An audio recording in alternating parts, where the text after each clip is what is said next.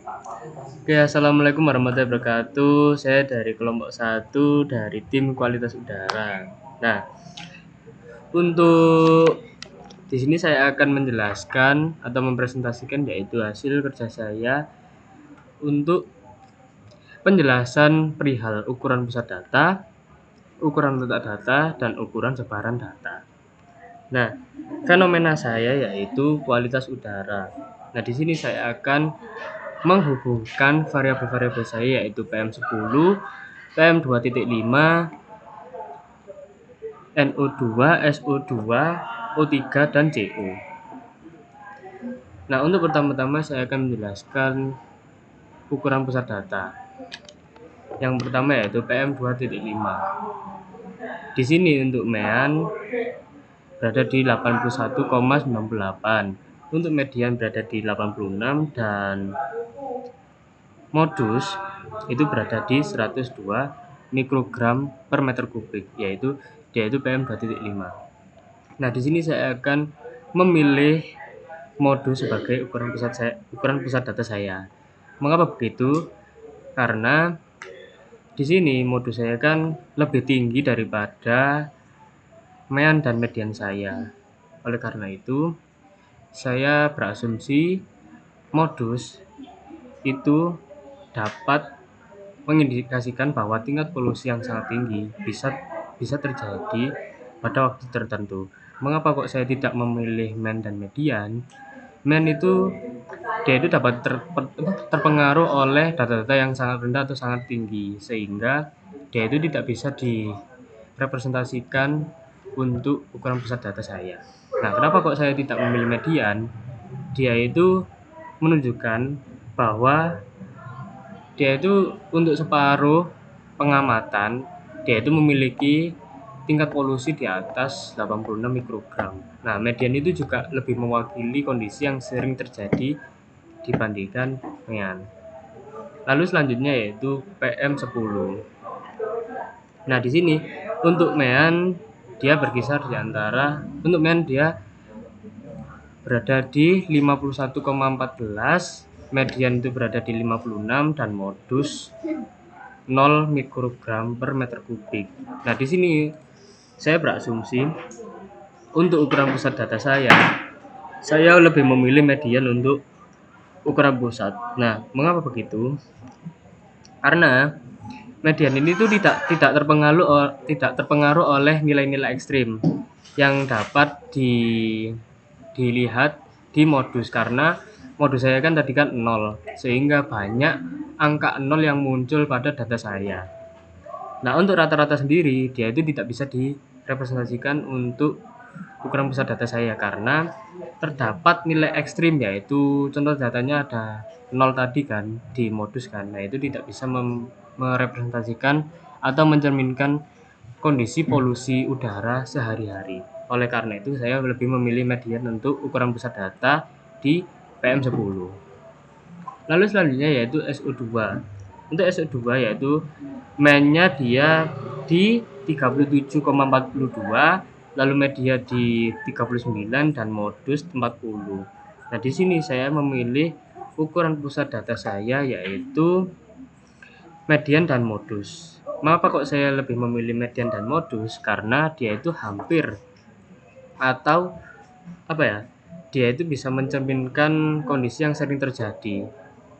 Nah, median itu kan bisa mencerminkan kondisi yang terjadi kan. Terus untuk modus juga cukup konsisten yaitu 40. Tapi banyaknya angka yang muncul di 40 mikrogram per meter kubik. Nah, kenapa kok saya tidak memilih rata-rata? Nah, dia itu juga apa ya?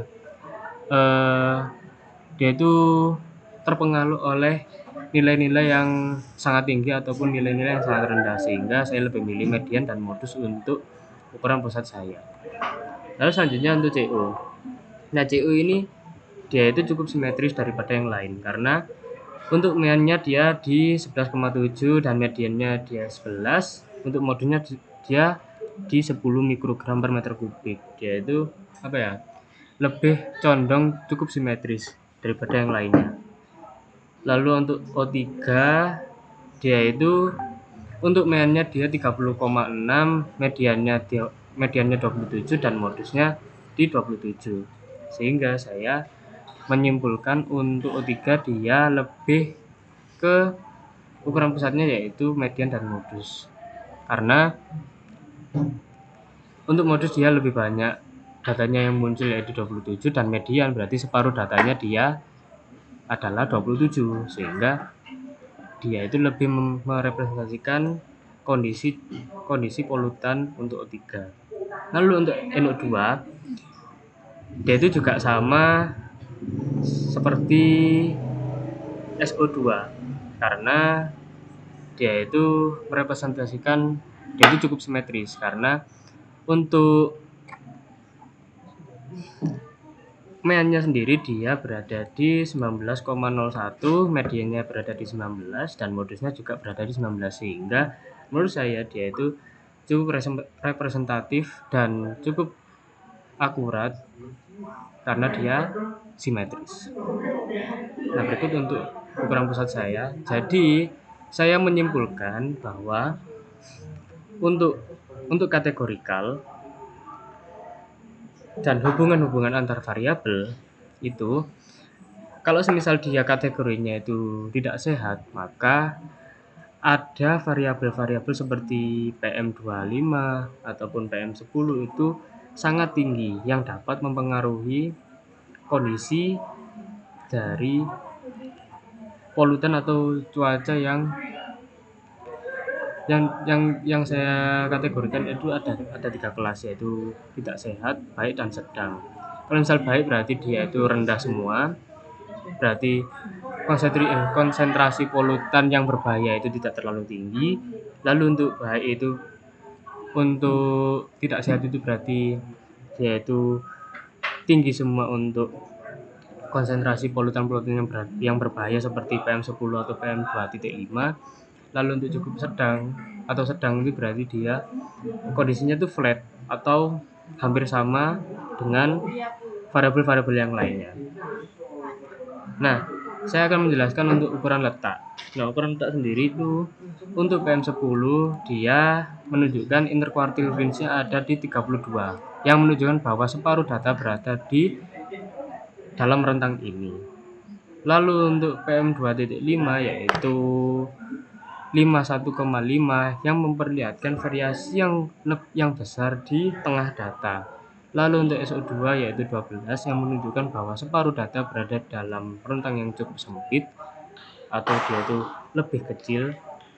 Lalu untuk CO dia itu 5,5 yang menunjukkan variasi data di tengah relatif kecil. Lalu untuk O3 yaitu 20 menunjukkan variasi data di tengah cukup kecil. Lalu untuk NO2 yaitu 11 menunjukkan variasi data di tengah relatif kecil. Nah, tadi berarti interpretasinya berarti untuk IQR PM10 yaitu di 32 yang artinya variasi polutan PM10 di tengah data cukup signifikan yang mencerminkan fluktuasi kualitas data di wilayah industri yang terpengaruh oleh aktivitas tertentu seperti produksi pabrik atau pola cuaca.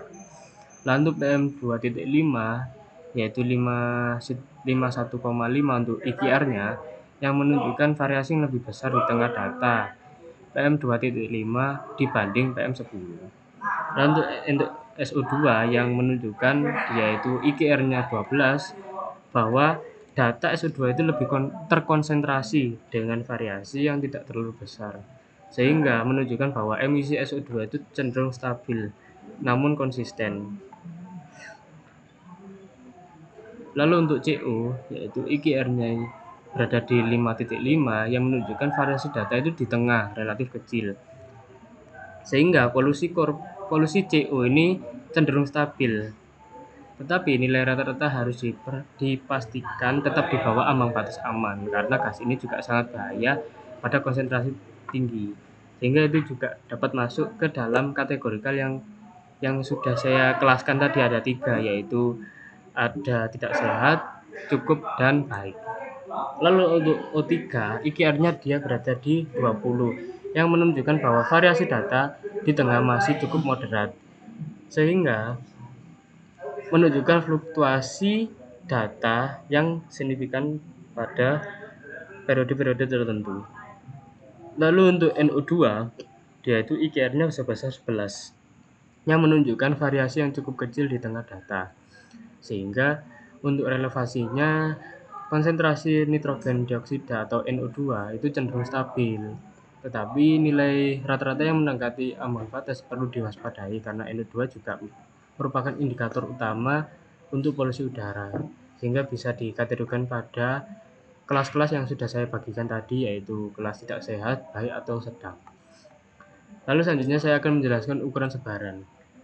Nah, untuk ukuran sebaran ini, untuk PM10, dia itu mengindikasikan range sebesar 179 dan standar deviasi 21,6, yang menunjukkan bahwa polutan itu sangat bervariasi. Yang relevansinya untuk fenomena saya, tingginya variasi PM10 ini mengindikasikan perubahan besar dalam kualitas udara yang mungkin disebabkan oleh kondisi cuaca atau aktivitas industri. Lalu untuk PM2.5, yaitu dia memiliki variasi yang tinggi, yaitu 1094,85, yang menunjukkan penyebaran datanya itu sangat luas, sehingga relevansinya itu yaitu hampir semua data itu PM2.5-nya itu cukup tinggi. Lalu untuk SO2 itu penyebaran datanya itu cukup moderat dengan range data yaitu 82 dan standar deviasi itu 13,13. Lalu untuk CO, untuk range-nya itu cukup kecil yaitu 43 dan standar deviasinya itu rendah 4,824, yang menunjukkan data terpusat di sekitar rata-rata. Lalu untuk O3, range-nya itu besar yaitu 81 dan standar deviasi moderat 15,282, yang menunjukkan adanya fluktuasi yang signifikan.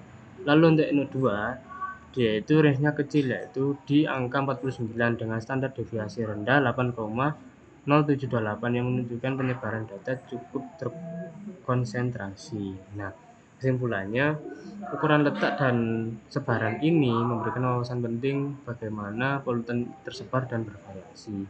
Data ini juga membantu memahami fluktuasi kualitas udara di area tertentu, sekaligus menjadi dasar dalam merancang intervensi untuk mengurangi dampak buruk pada polusi udara. Sekian, terima kasih untuk kelompok saya. Apabila ada salah kata juga saya mohon maaf sebesar-besarnya. Terima kasih. Wassalamualaikum warahmatullahi wabarakatuh.